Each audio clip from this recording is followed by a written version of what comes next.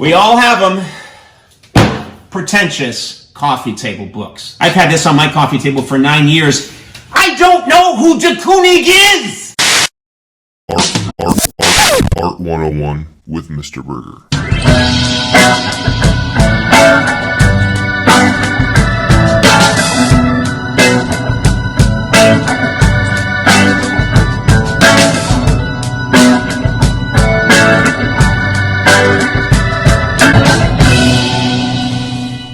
Scholars, welcome back again to Art 101 with me, Mr. Burgher. As you know, I'm a professional artist and a master educator.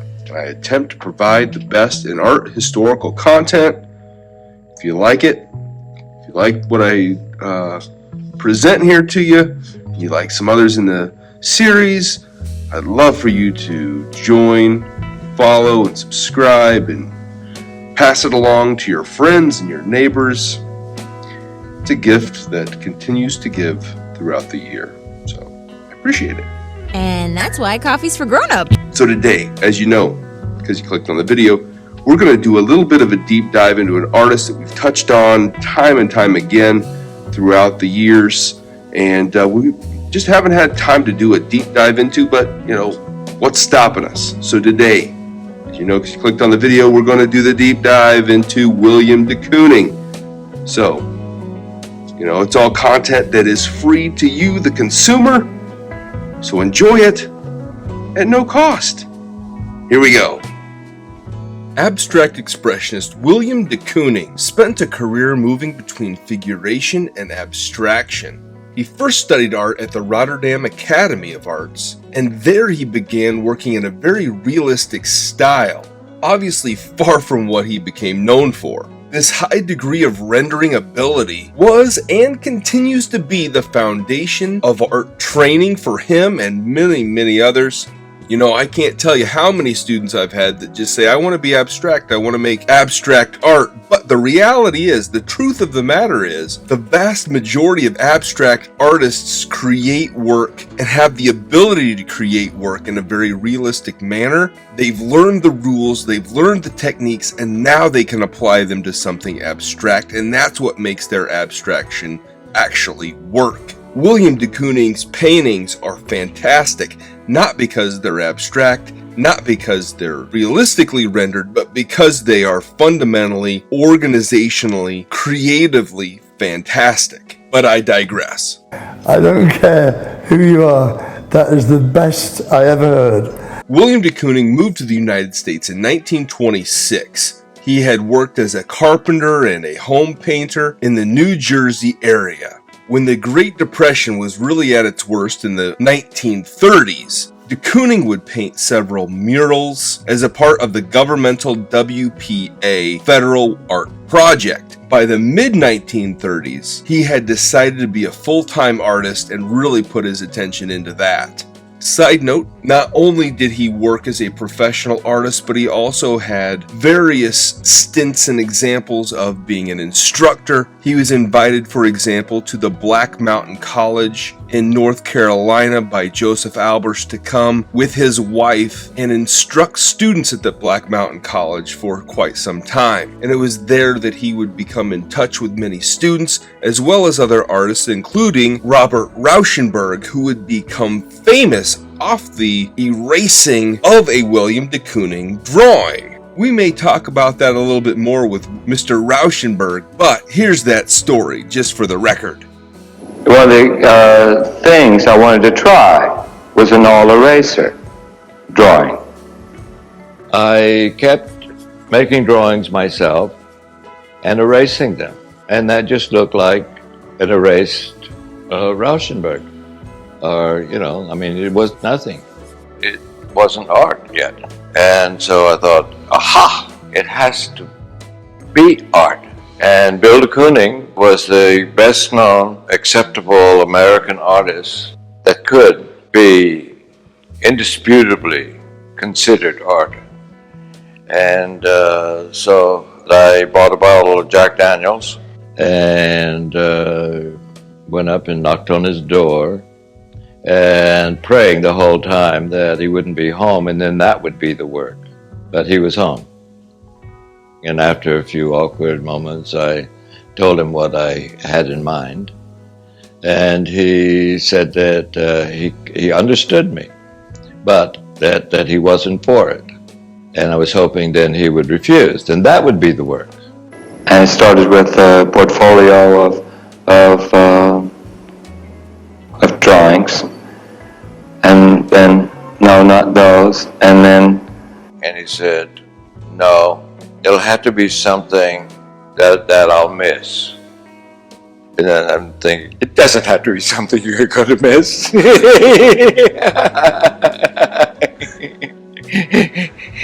And then he went to his second portfolio. So he pulled out one, he put that back, and then he said, now I'm going to give you one really hard to erase. And he picked out another. And he was right. He gave me something that had charcoal, oil paint, pencil, crayon. I spent, I think, nearly 3 weeks with no fewer than 15 different kinds of erasers. What is that? That's not art! He was influenced by artists like Ashley Gorky and Pablo Picasso, but simply and purely loved art, saying, I am an erratic artist by choice. I can open almost any book of reproductions and find painting I could be influenced by. He would become a major rival as well as a drinking buddy of fellow abstractionist Jackson Pollock. In 1938, he would begin to explore the subject matter of the female figure in a series of paintings known as his Women. Many of these would have aggressive slashes and stab marks about them. They're rough and jagged. Many utilize elements of collage. I just wanted to make it easy for myself to put something right in the center of the canvas. Like it had 2 eyes, a nose, a mouth, and arms and feet. I had a lot of mouth cuts out of magazines. And I noticed that when I had something, a photographic image like this, the mouth, it gave me a point of reference. It was something to hold on to. I placed it on and it gave me, it was a shock. And I knew where I had to go, more or less. We can see this very distinctly in works like Woman 1. We can see it here with 2 Women. Interestingly, 2 Women was sold in 1983 for a staggering $1,210,000. At the time, this was the highest amount ever paid to a living artist for their work. Never let the fear of striking out keep me from playing the game. And de Kooning would have his first one-man show in 1948 in New York. Interesting side note, he was 44 years old when he had his first one-man show. After this period, he began to create other works that looked at urban landscapes, and he did this until 1964. Of course, at that time, he would also transition back to women. And it was around this time, 1969, that he began creating sculptures and casting various female forms in bronze.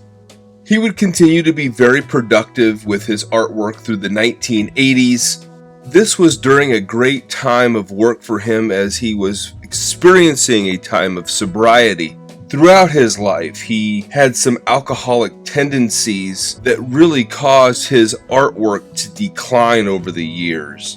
Of course, his dearest friends and family would be concerned for his well-being and safety during this time, and his relationships, of course, suffered. He had been married, and his wife and he had been estranged since 1955, but due to his sobriety, they decided to give it a second go, and she agreed to return if he had quit drinking alcohol. They decided to get back together in 1981, and again, he was regaining quite a bit of success at that time. He was very, very productive, although it could be argued that the quality of the paintings were not as good as they had been previously. He was beginning to make artworks that were redundant. Everything kind of looked the same at that time. It was very clear that mentally something was amiss. In 1989, Willem de Kooning was diagnosed with Alzheimer's disease. Due to this development, his business was largely put in the care of his daughter, Lisa. He continued to be productive until 1990, although these works were considered unfinished due to his Alzheimer's disease condition. He would putter around the studio making artworks, but they did not want a lot of these things to get out into the public for fear that they would depreciate the value of the other works that he had put out. He cared about the people that were investing in his paintings. He would continue to putter around and paint in his New York studio until his death in 1997.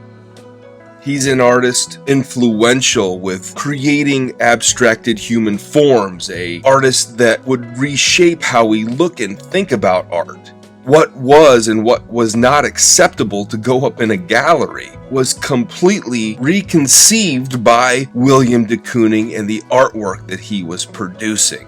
And I know many families that have had loved ones that have suffered from Alzheimer's disease. Many of my own family have succumbed to this horrible disease. And if you check down in the description, there's a link to the Alzheimer's Association that would love any contributions that you may see fit to provide them and the great work that they do.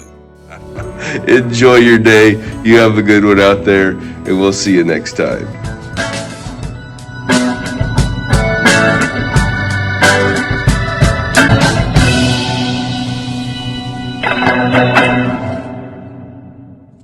There was a wonderful abstract painting that everyone pretended to care about, and I think that was a de Kooning.